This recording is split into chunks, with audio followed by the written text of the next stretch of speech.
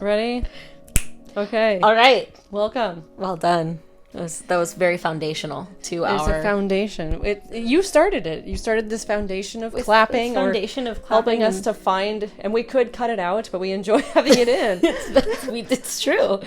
All right. Well, day 6 of week 5, Yesod of Hod. Is it Yesod or Yesod? We've been saying it, however. Yesod of Hod. Yesod of Hod. All right. Foundations and bonding. Foundations and bonding. I feel like we've really bonded over the course of this. I know. The Omer. I really enjoyed it. Yeah, it's actually really fun. Okay. Humility should not be a lonely experience. It ought to result in deep bonding and commitment. There is no stronger bond than one that comes out of humility. Does my humility separate me from others or bring us closer? I feel like we had that question. Yeah, I think that's a hard one because sometimes I do stuff for people, but in my head I also don't want them to get to know. Like if I was to give somebody like money on the street, like a homeless person, I also don't want to, like, I'm still trying to stay separated from them because it's like I don't want to be friends with you. I just want to do something nice and then go away. And I don't know, it's like I'm afraid of having an actual conversation with them or something. Because there is still that, like, idea that there's, like, dirty, I don't know, disease, something like that. And that's something to battle in my own mind or whatever. But also, you never know. Sometimes they can be crazy. And, like, so, yeah, I don't know. I don't want to talk about that too much. But, like, being humble. Has it created, like, a bonding experience for you? I guess when we think about, because I earlier in the week used the example of Dungeons and Dragons and holding back so that other players will talk and like people who are not as quick with the improv, like so that their character does this, like yeah, that can lead to an interesting thing because that can lead to bonding where when their character finally does do something, I'll be like, oh, that's funny or whatever, I didn't expect that, and then it leads to memories that we share or something like that, and it allows me to see more of that person like through their character. And so yeah, I think that's a bonding kind of thing. Yeah. I don't know, what about you? I think that like for me, I think of this most often when it comes to like teaching and being able to hold back and allowing somebody else, you know, to step up and step out. Yeah, I feel like that definitely leads to like a bonding experience because all of a sudden I'm invested in their journey, right? Whereas instead of just like trying to give them the answer, be done and keep going, I'm invested in the way that they come to those answers themselves and the way that they step up. And then I get to be super proud of them for like their entire existence. Yeah, like I know some other teachers that would just be like, okay, no one's answering. Well, the answer is this or something like that instead of somehow encouraging them, waiting. I don't know. So that's really nice. Yeah. No, I mean, I have a great time. I guess another example is that I work with students of differing needs, and I very honestly sit there and I think about how I could make their experience in the classroom easier rather than what my life would look like if I was dealing with neurotypical students, because I care a lot about their experience. And I guess that's from a place of humility, but I never really thought of it as from a place of humility. I think about it more of like creating that bond with them so that they can learn. So I have a lot of students that like request to have me again as a teacher, or just students that like it's just easier to put them in my class. And I have a great time with those kids and we create such bonds and such memories because I'm humble enough to go, okay, the way I'm teaching and the way I wanted this class to go is not the way that's working best for them. So I'm going to fix that for them because I have the ability to, like I have the power to. That makes me think of something I saw on Reddit or Twitter or something like that where they were like, if your students are getting D's and F's, you're the problem, not them. Yep. And so that means you're not teaching them the way they need to be taught or something's not right in the way you're approaching it. And so like that is really humbling. Yeah. Yeah, I think to myself, like, if I have a student who has an escalation, like, there was something I could do to fix that, I hope. I mean, sometimes I can't. Sometimes there's nothing I can do to fix it. But if I have a student that has an escalation, what did I do to cause the escalation? And how can I handle the escalation so that it doesn't continue to escalate? Yeah.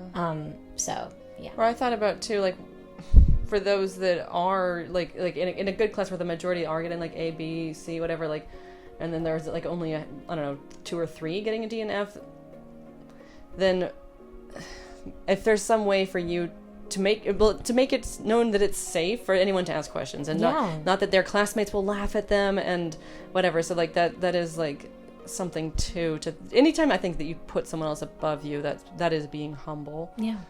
So yeah. And allow someone else to lead, for sure. All right, does my humility produce results? Yeah. Yeah, I think so. I don't know like why it wouldn't. Usually when people are nice and humble, that's the easiest way to get stuff. Yeah. I mean, then there's the opposite where the like total threaten and force and whatever, and I guess that works for some people because overall fear and whatever is scary, and like I've experienced that before where some like this one parent was like talking about how they're like a Chase preferred member, blah blah blah, and the lawyers will be on us like that. Oh my gosh. And for doing this and that, and I was like, okay, thanks for threatening us. And I don't know, now that parent is back and everything is the same as it ever was, and it's like, how can you go through life being that mean to people? I don't know why. And I know some people can be raised that way, and so that's what they learn from their parents, and that's why they think it's okay. And maybe then it's one of those things where it's like, whose fault is it really?